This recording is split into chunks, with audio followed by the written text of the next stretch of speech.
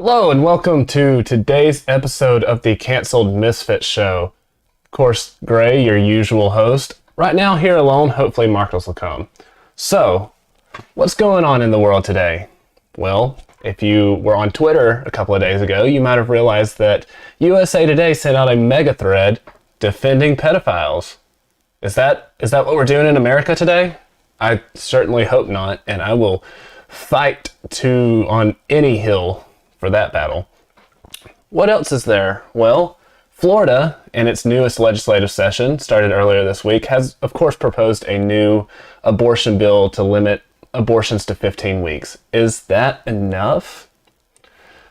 Also out of Florida, a new program at FIU is producing COVID-smelling dogs. Not a bad idea just not the bad idea in general. But guess what they're doing with them? They're taking them to schools and lining them up and sniffing them out like drugs. I don't know, man. It's weird. We'll get to it. Also, you can now send your child to the after-school Satan Club. And finally, to end up today's show, we are going to cancel the body positivity movement, or at least try to for the second show in a row. So come on, let's join in. I may be joined by Marcus later, maybe not. I really hope so. It would be great. But we will see. So moving to our first segment. Is the USA Today trying to normalize pedophilia?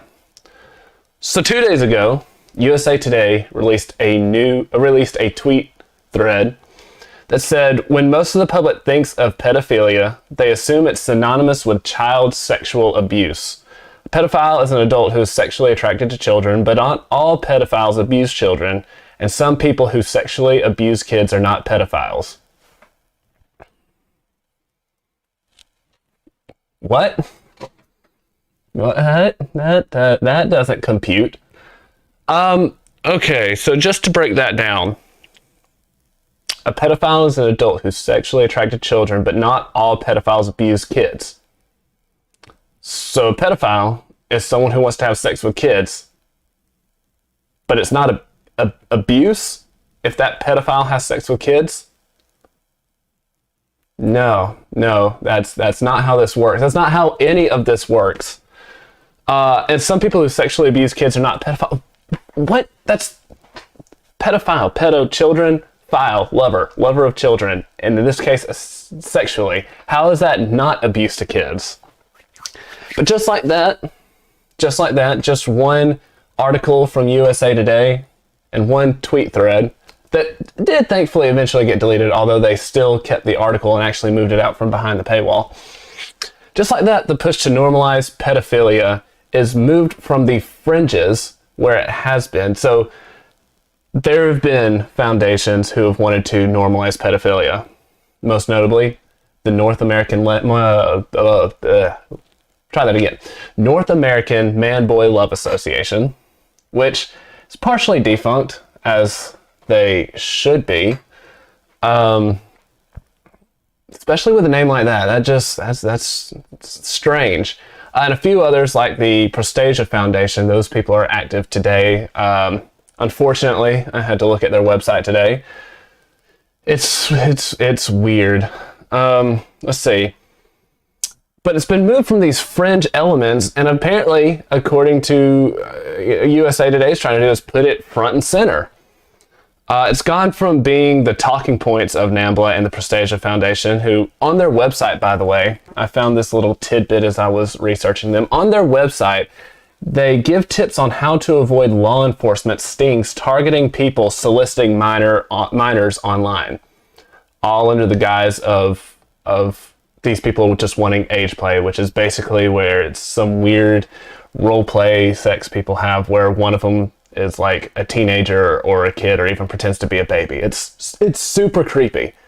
Like, no, not kink positive on that. That's super crazy. But yeah, these guys decided to put a guide to help avoid law enforcement stings when you do that. So these are people that you want to be associated with. Am I right? Am I right? Nobody? Yeah, no. But now it's being proclaimed on USA Today's Twitter profile. And it's even being defended by some big name actors, including the leading man in Marvel's Shang-Chi. And I'm going to try to pronounce his name, but of course it is Oriental, so it's Simu Liu. Hopefully I said that right. If not, I don't care, because he kind of defended pedophiles by saying that pedophilia is no different from being gay.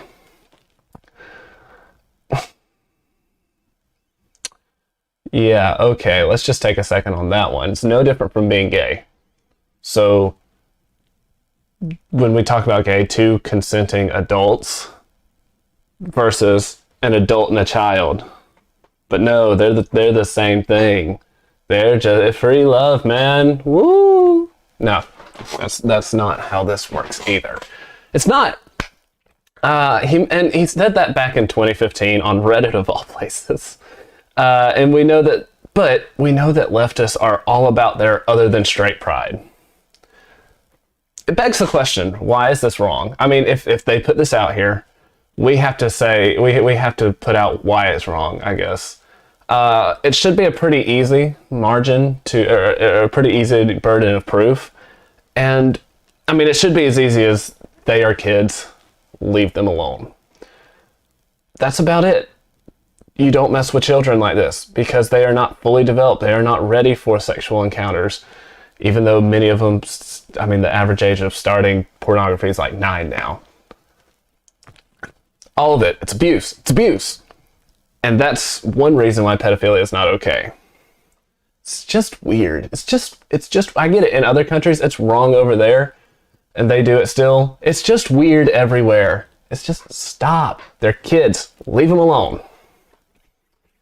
And why is this so hard to get right? But that's the thing about the left. Here's the thing. I'm about to be super insightful. And, yeah, hope if you are on the left, I make you mad here. But the left is just power hungry. And there are people on the right who are power hungry. I'm not excusing them. But the left as a movement is just a super power hungry monster. Always on the lookout to grow and feed on something, to be outraged about something. So you always have to find new causes to fight for, new avenues of unfairness that have to be perceived. It's the nature of being progressive. That's what it means. If you have nothing new to worry about, then you are only relevant on what you have already fought for, and that becomes old hat very quickly. You see, what's worse is that they have to really defend what they believe in at that point. That's worse for them. For us, it's great because, I mean, our positions are a lot more defensible than theirs are. I mean, when you say a boy's a girl, it's not defensible. It's not. That's why they have to be so agile, jumping from all these different things, finding new things to be outraged about.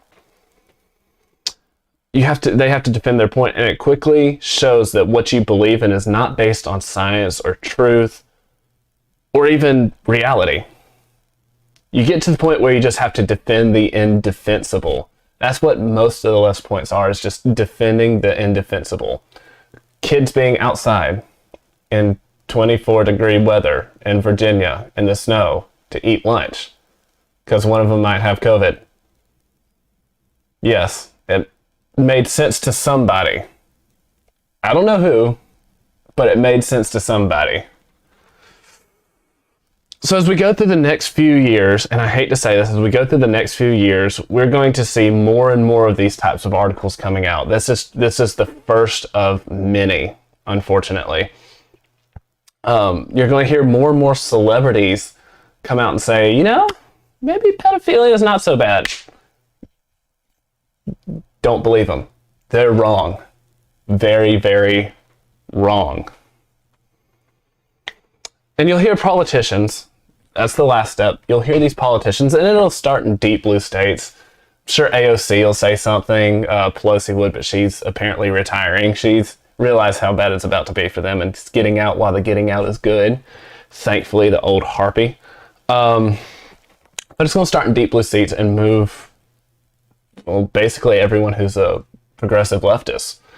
And they're going to quickly come out in favor of decriminalizing it. I mean, I don't think the left has found anything except for the January 6th rioters that they, haven't wanted to decriminalize. This is next. This is next on their agenda. This is why it's starting to come out. They feel like the time is right. But wait, I hear you say, the left is the wing of the hashtag Me Too, bastion of the male gaze without consent is sexual harassment. That a joke I don't consent to that has a sexual overtone is harassment. The I can give consent, but then I can take it back at any time and then say it's rape. They're the side of drunk women can't give consent, but apparently drunk men can. And the same people who say this is all right say that children cannot give a consent. They rightly say children cannot give consent.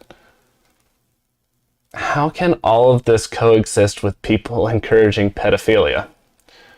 Well, let me tell you, I have the answer. And it's that the left has never met a moral paradox they couldn't just ignore. That's right. They'll just ignore it. Oh, you want to talk about it? Oh, well, they'll be off to the next thing that they want to get outraged about. Believe all women, they shout. Let me give you an example. They shout, believe all women, and yet, according to their logic, can't anyone be a woman? I mean, all you really have to do is put on a dress and makeup and declare. You have to Michael Scott your way out there and declare it. Or don't, just dress up in a dress and makeup and tell people you're a woman. I mean, they believe that gender is fluid, right? So the left are the people, and this is really how they're going to get around it. This is the cases they're making now. This is the pedophilia is their end result. This is how they get to it right here.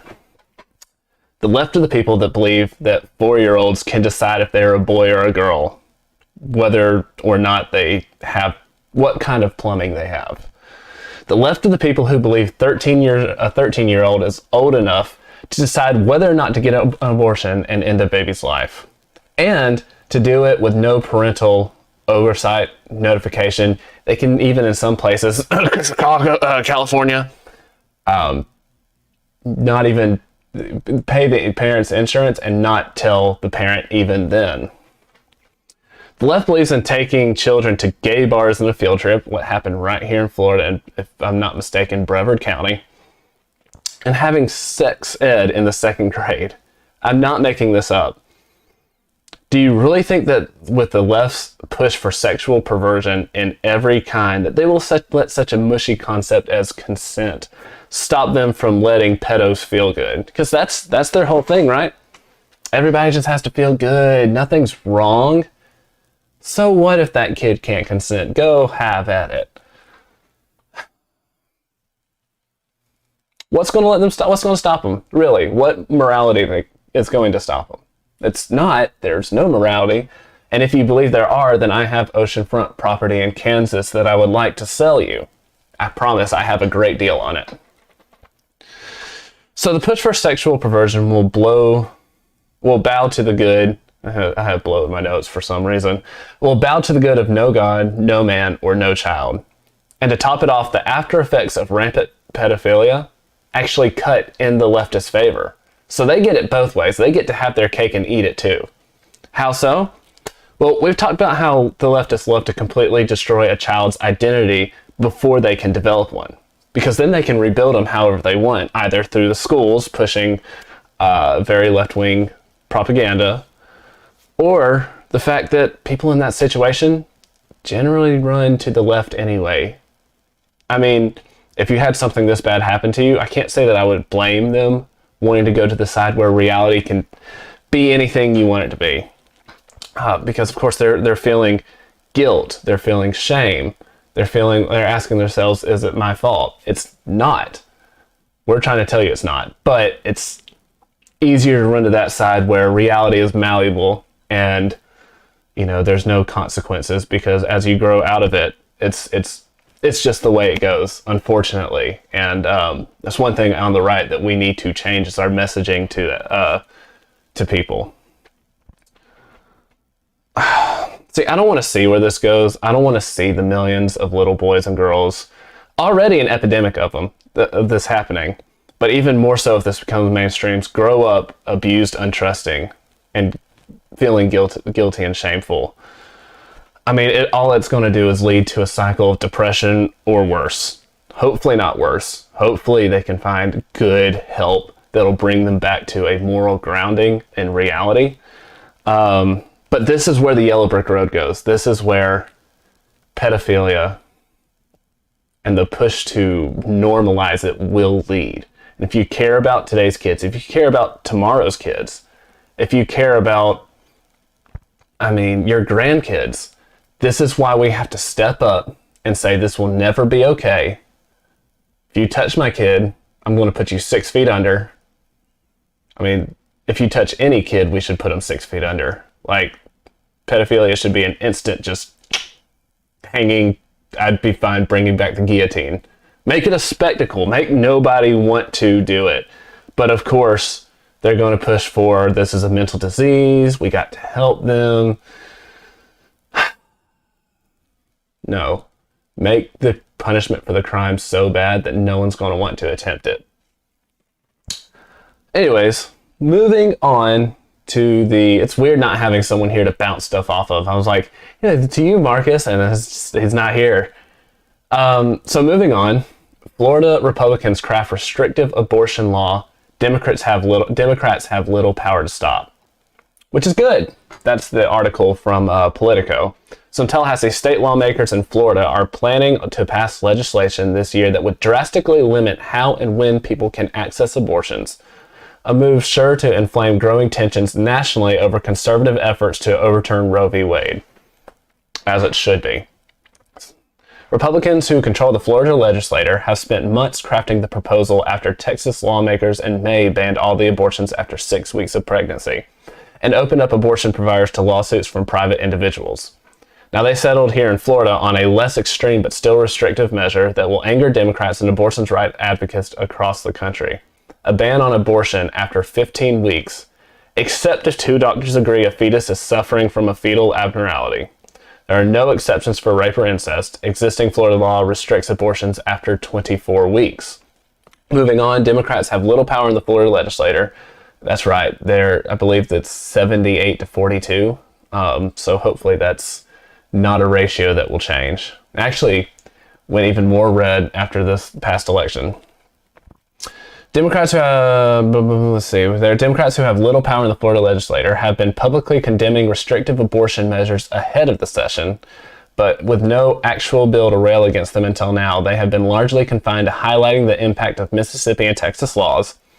This is where it gets funny, because it talks about State Representative Escamani, who's a progressive Democrat from Orlando, who is quite possibly the most annoying person in the Florida legislature. Listening to her, she's got like one of those very shrill voices, just like, beats into you, and you're just like, please, woman, stop talking. But no, of course she doesn't. Anyways, she suggested the debate over abortion would become one of the biggest policy fights in Florida this year, potentially shaping midterm elections across the battleground state and driving conversations in Washington. I hope it does, because,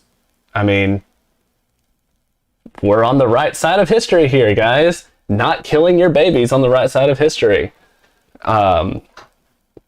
She said this. I've talked about abortion quite a bit. You can go back and rewatch some of my old videos. I promise you won't be disappointed, or if you are, that's too bad. She says, I really do stress it to folks to remember, we're talking about people in your districts who find themselves in these delicate situations and deserve and have a constitutional right to options in deciding what to do. 2 things about that. One is, actually, I'm going to talk about in just a minute, there's a state senator who speaks on this, actually the state senator who put this bill into the Senate, or the Senate version of this bill. But secondly, where is the right to an abortion in the Constitution? Please, point it out to me. Show me. It's not there. It's not in the 4th Amendment where they claim it is. Don't believe me? Go back and look at it. It's like, less than 60 words. Go back to episode 12 of the show. We start off with this story, and I read the entire Fourth Amendment there. It is not there. So while Florida lawmakers routinely consider and shoot down strict abortion bans during each legislative session, because Republicans like to be, cowards sometimes, this year seems different. GOP lawmakers appear far more receptive to restricting abortion, even if they do not plan to pursue a Texas-style law that allows private citizens to sue abortion providers. The 6-week ban in the Texas law was part of early talks among Florida Republicans who wrote the new abortion bill, which I was hoping they would, make them even tougher than that. But lawmakers settled on the 15-week ban as the safest route to get around Roe and state privacy clause. The safest route. This is not an issue that we want to be safe on. This is an issue that we want to attack and attack relentlessly, because that's what leftists and abortion providers have been doing for the past 50-something years. I'm trying to do the math in my head. But I mean, with 63 million aborted babies so far? 63 million. Yeah, I think they've been pretty aggressive. We need to be as well. Senate version of the bill was filed Tuesday by Senate Appropriations Chair Kelly Stargel. This is, I hope I said that name right, but this is a really powerful story, who has filed several other abortion-related bills during her time in the chamber. This year's proposal is the most restrictive one. Having once been a scared teenage mother myself, I understand the turmoil of a woman facing an unplanned pregnancy. Stargel, I think it's Stargel, said in a statement, "Women and children deserve better than abortions. They do. They deserve life. They do. Everyone in the womb deserves life." But of course, the Democrats are saying that this bill should be stopped. And I'm about to shock all of you. I almost agree with them. Now, hear me out. I've not gone woke. I promise. The bill does need to be amended, in my opinion. 15 weeks, that's 4 months. You're going to give someone 4 months to kill their... You say you're pro-life, but you're going to give someone 4 months to kill somebody. 4 months. Let's just... what if... Would you say that, someone runs into my truck, I have 4 months to hunt them down and kill them? No. And that gives me more cause to go shoot someone than a mother killing her baby. So what sense does 50... There's no moral reason to say, let's give them 4 months. If it's murder, it's murder. Why don't we just take it all the way to its logical conclusion and say, no, we're not letting you kill your child. We're not letting you kill this distinct individual human being. We're going to protect that baby. Or fetus, or whatever you want to call it. Clump of cells that will grow into a human eventually. And no, newsflash, after conception, it is already a human. So if we're going to protect them, let's go all the way. And I get it. The Supreme Court hasn't ruled on Dobbs versus Jackson yet. So there's a chance that it'll get stuck up in court. I get that. I really do. Let's have the courage to go all the way and challenge that. You can always keep this bill waiting in the wings. I get that, I understand the fact that that's, if a representative is sponsoring it, that's one less bill they can sponsor. But if you're going to use one like this is probably the thing you want to do it for. What's stopping you from doing the right thing? Because politically, you have a 78-42 lead in the House. You have a majority in the Senate. You have a governor who's signaled that he will support pro-life legislation. There's no reason not to take this to its logical conclusion and just stop this barbaric practice.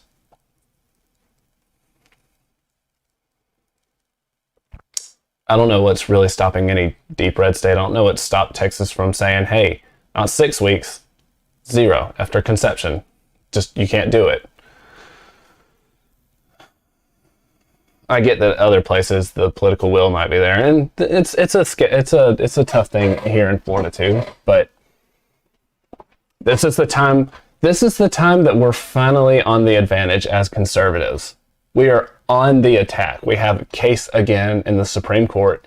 It's looking good for us. There's a 6-3 conservative majority, so to speak. This is not the time for playing it safe. This is the time to attack. And besides, just imagine introducing this bill and just a complete ban. Just imagine Representative Escamani's face. That's hilarious. The look of shock. I would be in awe. It would be amazing. I would never turn off the Florida channel again. You'd hear it playing over here in the background of these shows until I got copyright struck or something. But yeah. So, guys, I get it. Probably locked into this bill for this legislative session. But let's do the right thing. Let's do the right thing. Let's go all the way. I hope to see it. All right. I have to do it. I know I'm going to get a lot of flack for this, but I must talk about dogs in a negative light. Yeah, I know. I went from all this important stopping pedophiles and, banning abortions to talking about dogs. But this is just a story I was scrolling through a couple weeks ago, reading it. I'm like, wait a second, this feels weird. So, dogs sent to public schools to sniff out COVID-19. Pretty innocuous and innocent sounding. 2 dogs trained to detect a smell found among people who test positive with COVID-19 will visit 3 Massachusetts school districts, according to local media reports on Tuesday. Can you just imagine that? You're the principal of one of these schools, and you go over the intercom, say, hey kids, let's go line up so that the dogs can sniff you for COVID. We're not even bringing in drug dogs anymore. We're bringing in COVID dogs because that's the real issue among children. It's COVID. Yeah. What happens if they get a hit on you, you may ask? Well, you have COVID and are probably going to kill me and probably going to kill your parents and your teachers and your friends. You're going to kill everyone. It's all going to be your fault. And yes, I'm using hyperbole, but really, how different is that from how schools are already treating kids for COVID? I mean, we've pulled up the stats. There's like maybe 800, 700 kids, 18 down, who have actually died of COVID. Regrettable. I mean, it's nothing to be happy about. It's out of a pool of like 73 million. So the chances are pretty low. They don't even really transmit the virus that well. We've learned that in our, going into season 3, going into the 3rd year of this pandemic. This is how they treat the kids. And which is why this is a little icky for me. I mean, most of these kids who they hit on are, that's a terrible way of saying that. Most of these kids the dog get a COVID hit on. There we go. Oh, too much talking about pedophiles. Are probably asymptomatic, and because they're kids, not really going to transfer it. It's just not how the virus operates. But yeah, let's line them up and have these dogs sniff them up and down like they're looking for drugs. I don't know. Maybe this is fine. Maybe I'm overreacting to this. I probably am. I'm big enough to say that, but it seems icky. Seems very icky. Anyways, to a story that I'm probably going to laugh through because it's not a laughing matter. It's not. I'm just going to say this up front. This is not a laughing matter. This is awful. It's evil of unimaginable proportions. But it's just so cartoonishly evil.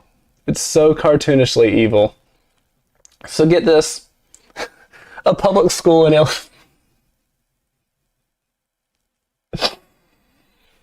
All right, you got to get through this, Gray.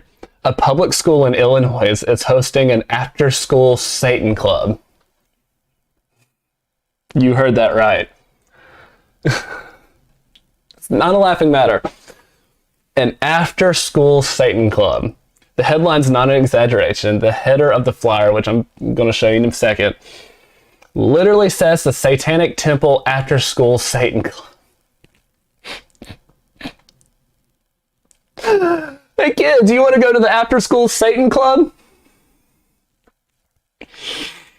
I mean, like I said, it's not a laughing matter. One of the things they teach is personal sovereignty. That's right off their flyer we're about to look at. Personal sovereignty. And you say it's not a religious thing, but personal sovereignty is literally putting yourself as the God of your life. That's what personal sovereignty means. The absolute ruler of your life.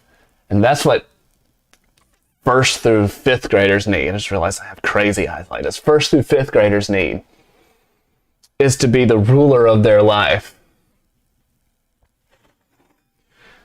Hey, Bobby, why don't you go feed the dog? No, Dad, I'm the ruler of my life and I don't want to. Personal sovereignty. Where'd you learn that, son? Oh, the After School Satan Club. After School Satan Club. Oh, I mean, I guess literally, I guess this is one way they could get around consent for pedophiles. Oh my goodness. The After School Satan Club. Oh, okay. I can get through this. I can do this. Let's just look at this flyer. Just gonna boop, we're gonna look at it together. Oh, so let's start with this. Let's just start with this.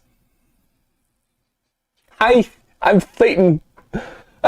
This looks like a Satan who speaks with a lisp. This is not funny. I promise. I'm not trying to laugh at this. This is just so unimaginably evil that oh,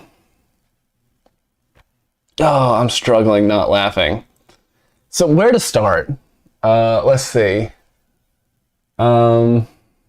Well, talks about benevolence and empathy, critical thinking, problem solving, creative expression, and personal sovereignty. Okay, one of the funniest things I see here is you have to check. Yes, my child has permission to attend the after-school Satan Club. You know, the Satanic Temple after-school Satan Club. Golly! I can't make this up. I can't make this up if I wanted to.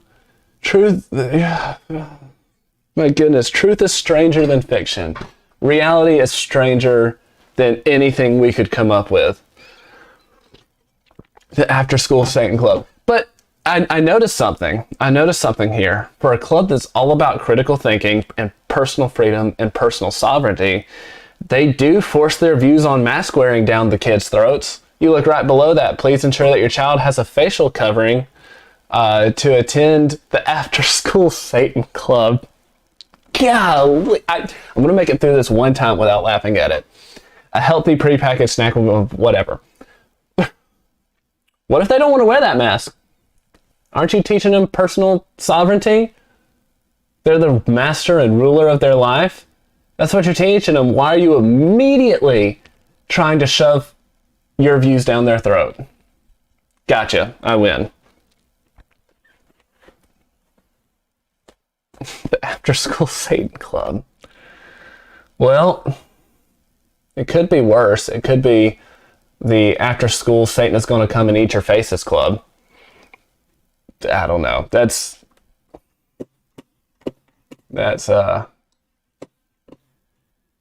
there we go. Yeah.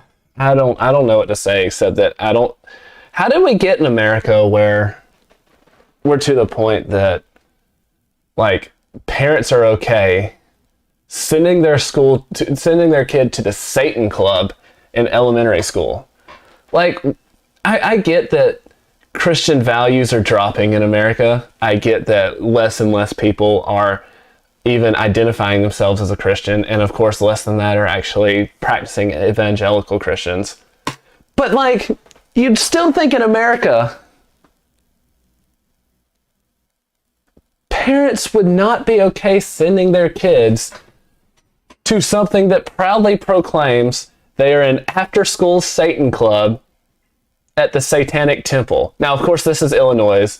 You didn't hear that.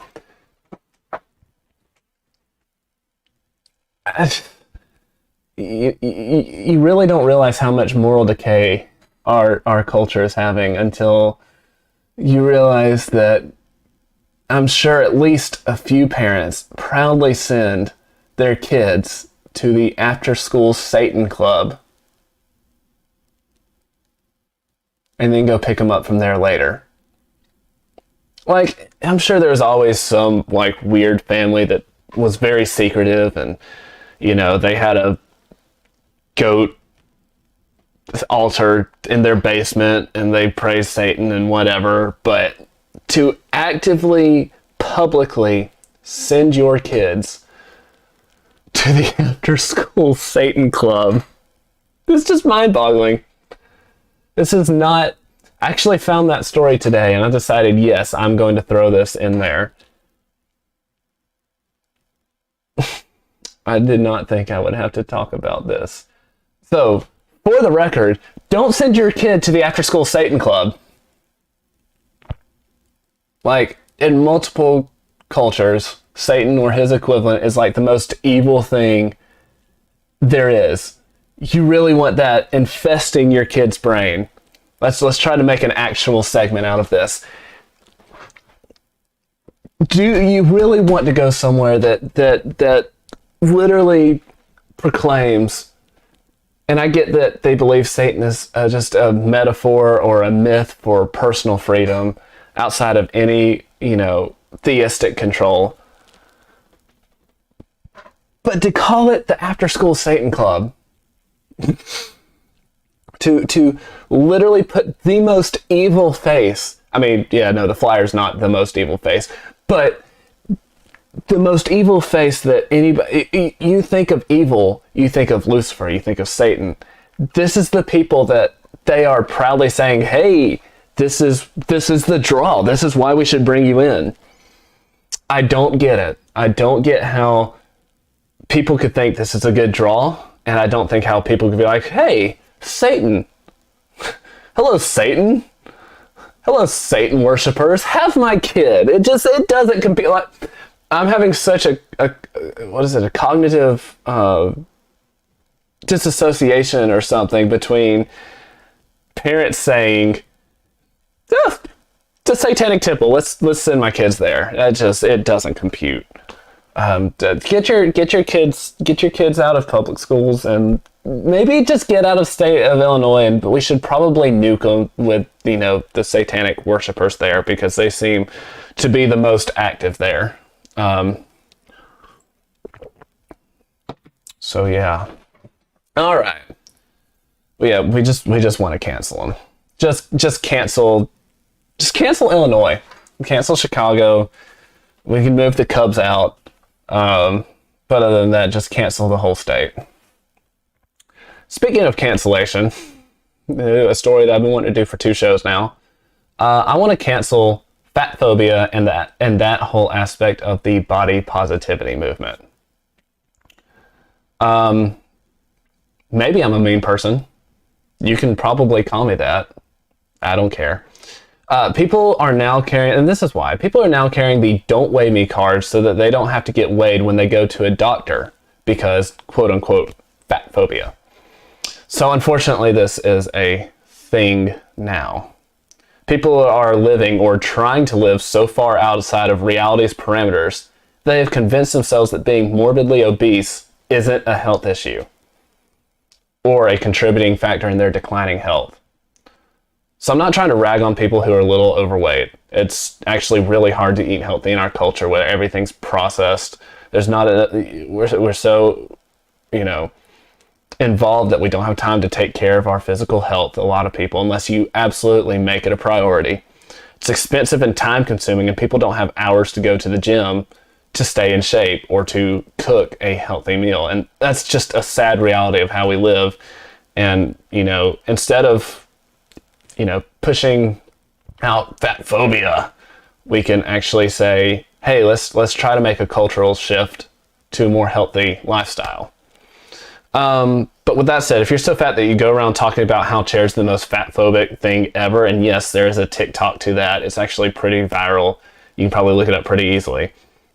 Or have you have to use one of those motorized scooters in the store just because you're fat and not, don't have any other health condition. Or you carry around one of these cards. Unfortunately, I don't have a picture of it, but I will read it to you. You need to do something. I'm not here to rag on you. I'm telling you, you need to do something. If that something is walk for like 10 minutes, do it, please, for your own health. But I'm not going to pretend that you're not grotesquely fat either. So now, what am I talking about with these cards? It's been going around the internet actually for a while. I saw this a couple of years ago, and then saw it again recently. That's saying, on the front it says, please don't weigh me unless it's really medically necessary. If you really need my weight, please tell me why so that I can give you my informed consent. So already this card is rather stupid. Of course knowing your weight is necessary, and there's ways that you can go to the doctor and the doctor eases you into it, but at some point you need to step on the scale. Because knowing your weight to your height can give you a relatively good idea of, what health conditions you may have, or it can at least show its contributing factor to them. But it gets even more ridiculous, unfortunately. On the back it asks why, because most health conditions can be addressed without knowing my weight. Probably not. When you focus on my weight, I get stressed, and that's not healthy. Being 150 pounds overweight is probably more unhealthy, so maybe you should address it. Weighing me every time I come in for appointments and talking about my weight like this is a problem, like it's a problem, it is, perpetuates weight stigma and it's known as serious health risk. Okay, you don't want to be stigmatized, literally go out and walk. There's actually a video online I recently watched where a 700-pound man just started going to the gym. I mean, he started doing this with his arms forwards, then he went backwards, did some other stuff, went really easy, and in a year and a half he lost 200 pounds of weight, and within a couple of years after that he was actually down to a normal healthy body weight. You can do it. Trust me, if he can do it, you can do it. And then lastly it says, I pursue healthy behaviors regardless of my weight status. See health at every size. I doubt it. I do. If you're that much overweight, you're probably not pursuing healthy behaviors. I don't see how you could be, because you can't move to do them. So, and if you were moving to do them, then your weight would go down. So, talked about this before. There's some great benefits of just adding a little bit of workout time to your day. One, you'll lose weight right off the bat. I know we've been talking about it, that it's not a problem. It is. You'll lose weight. Two, your joints will be healthier. Carrying that strain is not good for a lot of things. One of them being your joints. It will help your joints not hurt. Also, drinking water. Little known fact. That's pretty well known. Three, health conditions won't be as serious. COVID won't be as bad. Even Biden's administration and the CDC are starting to open up to this. Finally. I mean, 4, you'll be happier. 5, you won't be as tired all the time because your heart's not having to pump blood through all of that. I mean, the list just goes on and on and on. It requires some personal sacrifice. Requires maybe cooking a little bit of chicken. You might be hungry from time to time as you lose weight. But that's okay. It's a good thing. I promise you, it's a good thing. It's a good feeling to go out walking and to even if you don't push yourself that hard, when you get back and you have sweat and you get done and you sit down and you realize I did it. I did something good. It's great. It's a great feeling. So, before you leave people who care about you, probably earlier than you have to, go for a walk. If it's back and forth down your driveway, if it's just down the street, do it and drink more water, because America has too many people who are way overweight and need help. Now back to the fat phobia thing. That's another thing. Don't believe it when people tell you they're scared of fat people. We're not. We can outwalk you. But we're not trying to make life more difficult for you. You are making life more difficult for yourself by not accepting the fact that something needs to change. So it's canceled. The whole movement. Not body positivity. People who have lost arms and legs, they shouldn't feel bad about themselves. But if you're grotesquely overweight, maybe you should. You should not feel comfortable in your body. You're not attractive. I don't tell you that to be mean. I tell you that you have the time and the chance to do something. All right. So, thank you for watching tonight. It was right at 45 minutes. Yes, proud of myself. Maybe give it a like and subscribe if you've gotten this far. Maybe go check out some of my other content. You might find something else you like. Remember, go do something that will get you canceled by a leftist today. Because if you do, you're probably doing something right. All right, guys. Y'all have a great rest of your day, rest of your week, and a happy New Year, even though it's 13 days past.